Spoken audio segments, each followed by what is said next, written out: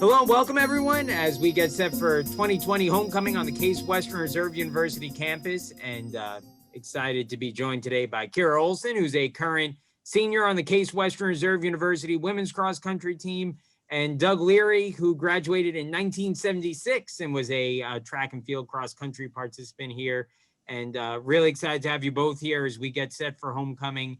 Talk a little bit about your experiences at Case Western Reserve University, as you know, and we're going to kind of focus on the fall sport, cross country, but certainly I think we could dive into some different areas as well. But thank you both for joining us today. And Doug, I wanted to start with you, and if you can, tell us a little bit about what it was like to be a member of the Case Western Reserve University cross country team when you were on it, and certainly some, you know, probably the golden years of the cross country teams, some really competitive teams back in the 70s then. Yeah, well, I was very fortunate to be part of some great teams. It all started back in the late 60s. We had a very historic coach, Bill Sudek, who was quite a character, but a great leader and somebody everybody looked up to, everybody on the team, and he was just a guy that you wanted to follow and be around.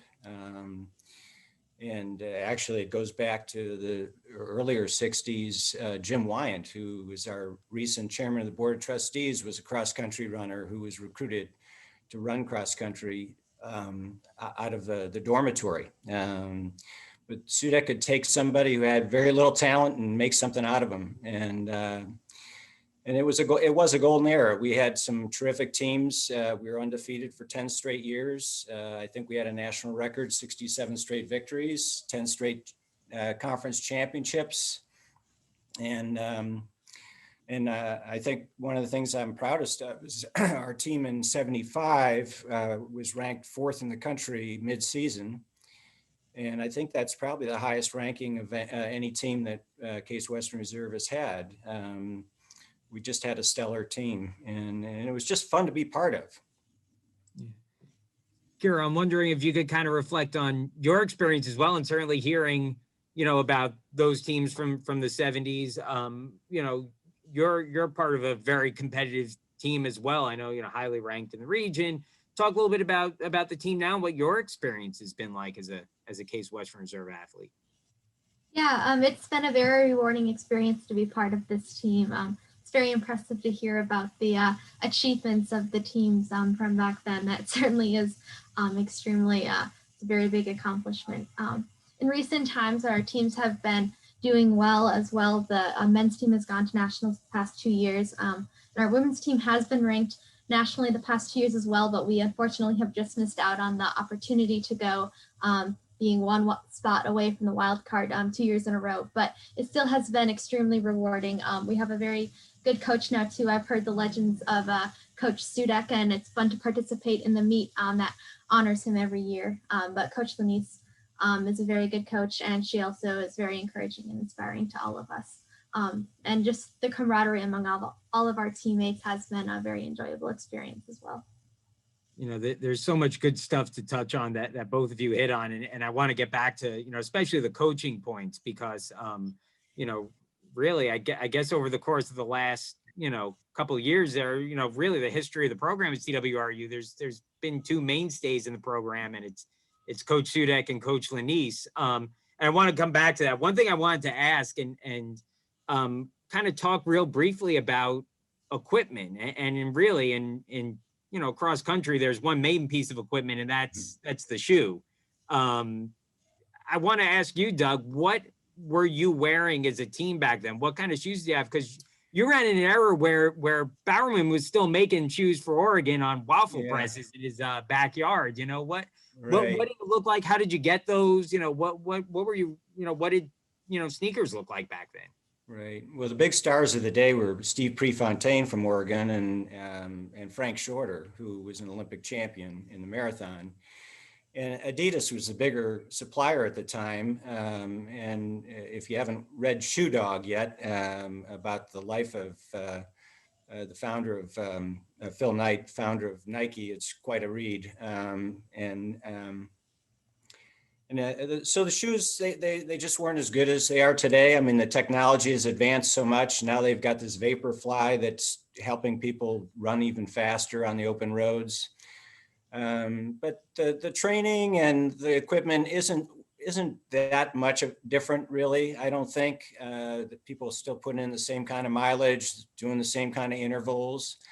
I think the biggest change actually from my era was we didn't have a women's team, which I regret. And it's such a wonderful thing, as Kiera said, the camaraderie amongst the team.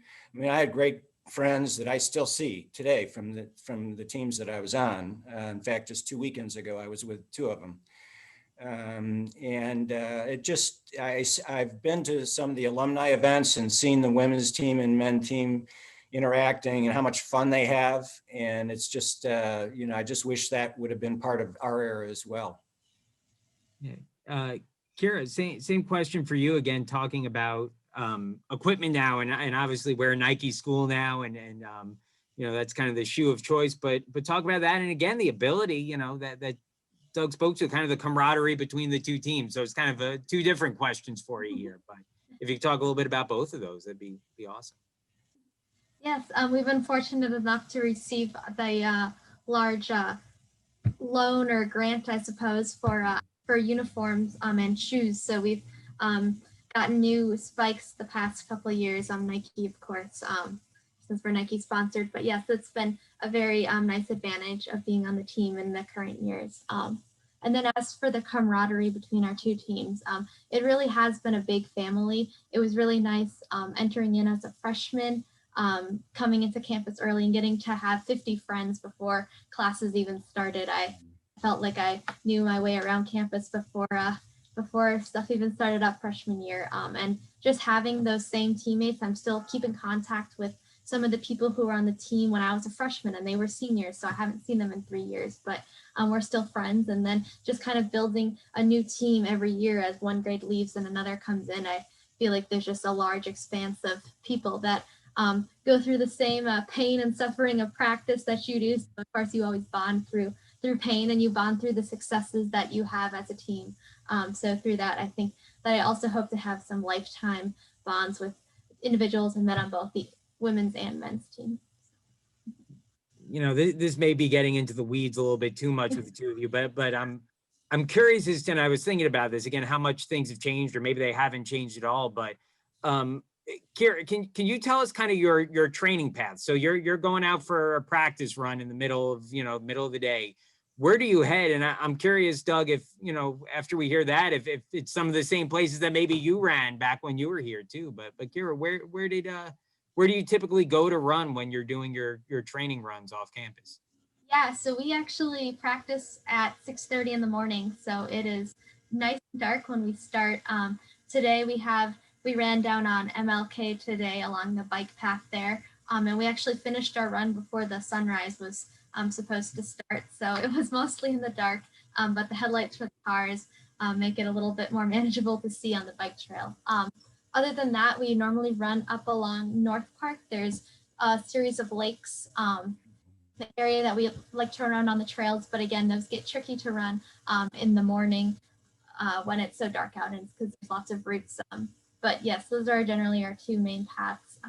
But both pretty, through the cultural gardens that are now down by MLK, which I think might be a recent addition, but I'm not entirely sure.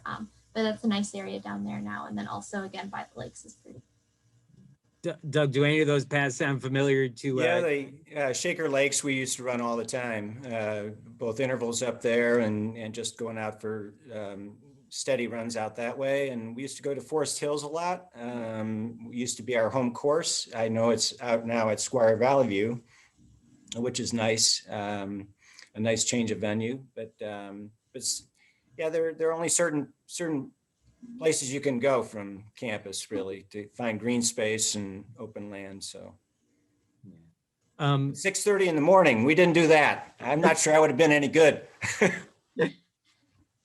Yeah, it has been a change. When I first came here, my freshman year, we still practiced in the afternoon, and then they made the switch to allow people who had too many class conflicts. So now everyone's available at 6:30 in the morning. So that part's nice. And it's nice to be done with your run early in the day. You know, worry about what you're going to eat for lunch or anything and how that's going to affect your run. So that part's nice as well.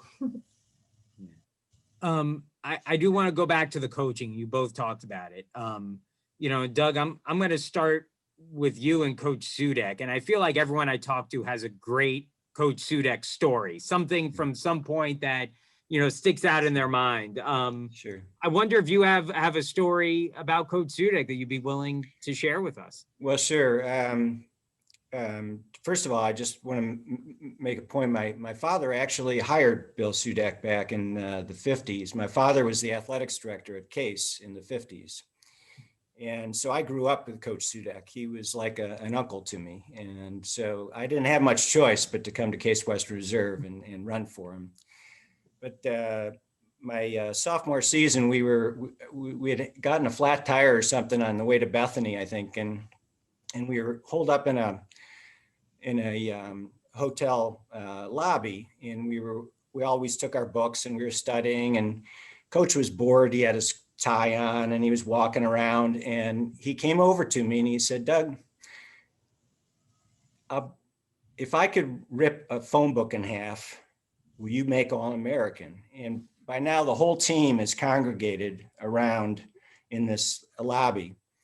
And he goes to the front desk. We go to the front desk and ask for a phone book, and he gets one of those fat ones, you know, the big ones. And I'm laughing and I'm saying, "Coach, there's no way you can rip that thing in half, but if you do, I will make All-American." And he got serious. He got really serious. And we were all sitting there, and he took that book and he started to rip, and he turned purple in the face. And all of a sudden, this phone book, if you've never watched somebody rip a phone book in half, it's unbelievable. He rips this thing in half, throws it on the ground. And by now he's crying from the effort, but he walks out of the hotel and out of the front door because he was crying. He was working so hard to do this. The whole team went nuts. And sure enough, I delivered on my promise the next year. And I was one of 4 All-Americans in that era. And it was just a special time. And it was really because of Sudek. I mean, he's the guy who just made things happen. Yeah, I've, like I said, you talked to 10 different people who played for Coach Sudek or ran for him, or whatever sport it was, and you get 10 different stories, and kind of similar to that. It's unbelievable. But, you know, Kiera, I'm wondering if you can maybe talk a little bit about Coach Lanice, and like maybe you have a story from your time, or you could describe a little bit about who she is, because she worked under Coach Sudek towards the end of his career, and then took over, you know, after you know, he left. Talk a little bit about that, if you don't mind, and Coach Lanice. Yeah. Coach Lanice is wonderful. She talks about her time under Bill Sudek and how wonderful he was as well. So I think we've been very fortunate here at Case Western with good coaching staff. I don't know if I have a specific story to share for Coach Lanice, but she just in general is a very upbeat person, and she makes you excited to run. She's very, she's kind of like the team mom too. She really cares about you, and she likes to check in. If you don't get 8 hours of sleep the night before practice, she doesn't want you to come to practice the next morning. She's really big on making sure that your mental health and everything else about you is good as well. I guess last year, right before regionals, it was starting to get a little bit cold here. It actually had snowed, and we were training in the snow, which isn't very uncommon, but people were, you know, come from all over the country, and a few of the girls on our team were from very warm climates, and they were not used to the snow. So everyone was being a little bit, was shivering and complaining a little bit. So Coach gathered us all into a circle, and she made us do the hokey pokey so that we would get warmed up before we continued with our intervals that we were running in the snow. So she just is kind of a person that makes you excited, and you're ready to go at 6:30 in the morning, which sounds a little bit funny, but yeah, she's the person to get you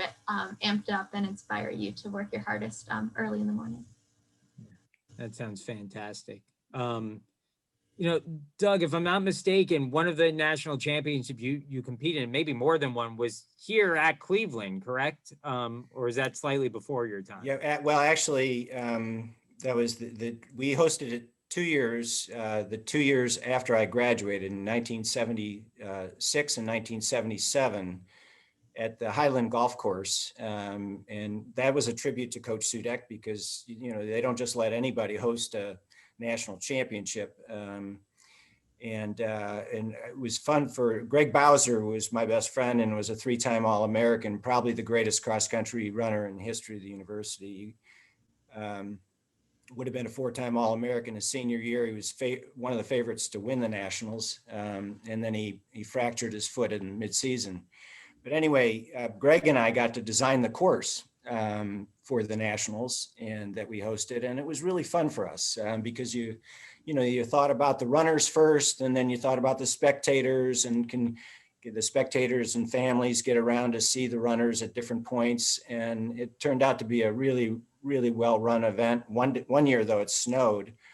And so that was quite an event to watch. I was going to ask you, because I remember hearing the story that one of those years it did snow, and I remember Kiera was talking about some of the cold weather. So that's certainly a risk in Cleveland once you get into that time of the year, for sure. I'd like to ask both of you this, and full disclosure, we may edit it out if this doesn't work. I didn't prepare either of you ahead of time. So I wonder if you have any questions for each other about either what the program is like now. Doug, in your case, if you want to ask that, or Kiera, if you want to ask Doug a question about what the program was like back then. But if you had questions for each other about maybe how things have changed or what might be different. Yeah, I do have one question. Did you guys run an 8K when you competed? In high school, we ran the 4K in Minnesota. I'm from there originally. And then when I came to college, most states had the girls run 5Ks in high school, but then college you run a 6K. So it was a big jump for me, wise. So yeah, how was your jump from high school to college? Well, so it was in high school we ran the 2 mile was your longest event. And in college it was 5 miles. It just wasn't a kilometer race. It was just a strict 5 miles. And I understand your perspective from the women's perspective, but we didn't have a women's team, so that we didn't have that kind of a jump up in distance. Really, it was just for the men to go from 2 miles to 5 miles, and it was not a hard adjustment for me and our teammates. My teammates, it seemed like sort of a natural. Your training techniques, Kiera, I mean, getting up, first of all, at 6:30 in the morning, I think we would have had a revolt back in my day.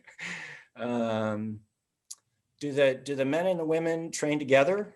We do, yes. We just have one head coach and then a couple assistant coaches who are also wonderful. But yes, we all train together. So you do the same exact workouts. I mean, repeat miles, or what is your bread and butter workout? Yeah, our coach is big on one type of workout. It's a progressive long run where you do your first. I normally long run for about 12 miles, so it would be like the first 4. The first third is at like a slow pace, and then the middle third of your long run is at like a decent pace, definitely medium effort, and then you're supposed to tempo your last third of long run if you can. The nice thing is that we normally do our long runs going up North Park, so when you're supposed to be tempoing your miles, you're actually going downhill. Right. That helps with your cutting off time a little bit. But yes, we do lots of progressive long runs. We also do different repeats in terms of like normally for cross country, like 1,000-meter repeats up around the lakes. So you're running them on the grass, to more stimulate the cross country course.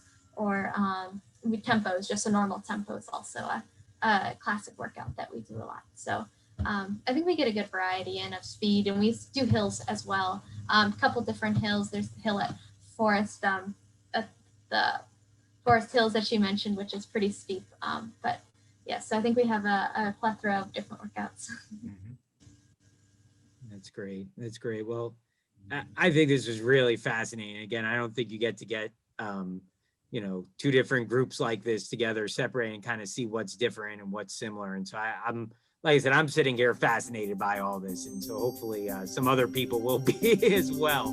But I wanted to thank you both for joining us today. And again, it's really interesting to hear some things that have changed over the years, and again, some things that have not changed very much. So thank you both very much. All right, John, thanks so much.